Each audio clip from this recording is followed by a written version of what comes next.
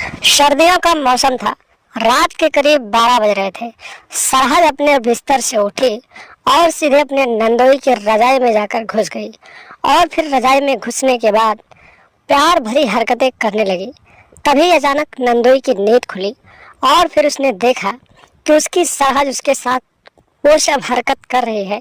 तो फिर उसने कुछ ना देखते हुए सीधे अपनी सरहद को गले लगा लिया और फिर प्यार करने लगा।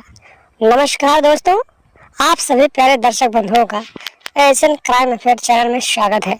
दोस्तों, एशियन क्राइम अफेयर चैनल को आप सभी लोग सब्सक्राइब कीजिए, वीडियो को लाइक कीजिए और वीडियो को ढेर सारा शेयर भी कीजिए। दोस्तों, चढ़ती जवानी और ठंडियों में गर्म कर देने वाली ये कहानी एक फिक्शनल स्टोरी है।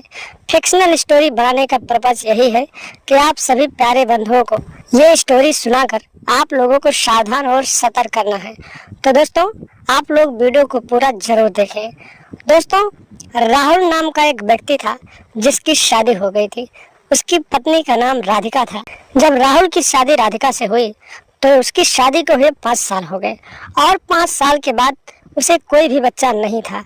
लेकिन जब छठा साल लगा तो राहुल की पत्नी राधिका गर्भवती हो गई और फिर उसका पहली डिलीवरी होने वाली थी और करीब 7वां महीना चलने लगा था और धीरे धीरे उसको काम धाम करने में परेशानी होने लगी थी।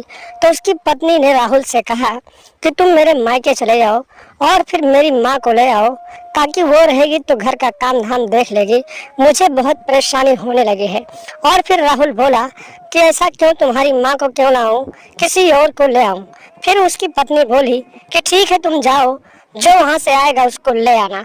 और सुबह होते ही राहुल अपने ससुराल चला गया। जब राहुल अपने ससुराल पहुंचा तो वहां पर उसकी सास ससुर जो थे उन्होंने उससे मुलाकात की और फिर राहुल का हाल चाल लिया और फिर अपनी बेटी का भी हाल चाल पूछा। तो राहुल ने कहा, तुम्हारी बेटी की तबीयत खराब है, उसका पहला बच्चा होने वाला है, तो उसे काम धाम करने में परेशानी हो रही है। उसने ही मुझे यहाँ भेजा है और बोली है कि यहाँ से किसी को ले आना। दोस्तों, राहुल का सारा जो था वो परदेश था। उसकी पत्नी जो थी घर पे थी। राहुल की सास ने कहा कि ठीक है, जिसको तुम बोलो उसको मैं भेज दूं, कहो तो तुम्हारी सरहद को भेज दूं, नहीं तो मैं चलूं। राहुल जब अपनी सरहद को देखता है तो उसे देखने के बाद दीवाना हो जाता है और अपनी सास से कहता है कि सासू जी, आपकी तो उम्र हो गई है, आप वहां जाकर क्या करोगी, आप ऐसा करो कि सरहद जी को भेज दो। और फिर उसकी सास भी तैयार हो जाती है और फिर कुछ देर बाद सरहद तैयार होकर अपने नंदोई के साथ उसके घर जाने लगती है। रास्ते में जाने के बाद कुछ देर बाद राहुल अपनी सरहद से कहता है कि सरहद जी, साले जी तो घर पे नहीं रहते हैं, फिर आप उनसे बातचीत क्यों नहीं करती हो, उन्हें घर बुला लो, सर्दियों का मौसम है तो फिर आप दोनों अच्छे से रहना और फिर अपने पति के साथ रहोगे। उसकी सरहद कुछ परेशान होती है और कहती है, नंदोई जी, मैं उन्हें बार बार बुलाती हूँ लेकिन वो नहीं आना चाहते हैं। मेरा भी मन करता है कि मैं उनके साथ रहूं और प्यार करूं। इतनी बात सुनने के बाद राहुल के मन में कुछ अलग तरीके का ख्याल आता है और फिर वो अपनी सरहद को मन ही मन चाहने लगता है। और फिर कुछ देर बाद धीरे धीरे करके वो अपने घर पहुंच जाता है और जब राहुल अपने घर पहुंचता है तो उसकी सरहद अपने ननद से मिलती है और फिर दोनों बैठकर बातचीत करने लगती हैं और कुछ देर बाद उसकी सरहद घर का काम काज करने लगते हैं और इसी तरीके से समय बीतते हैं। करीब 2 दिन बीत जाता है।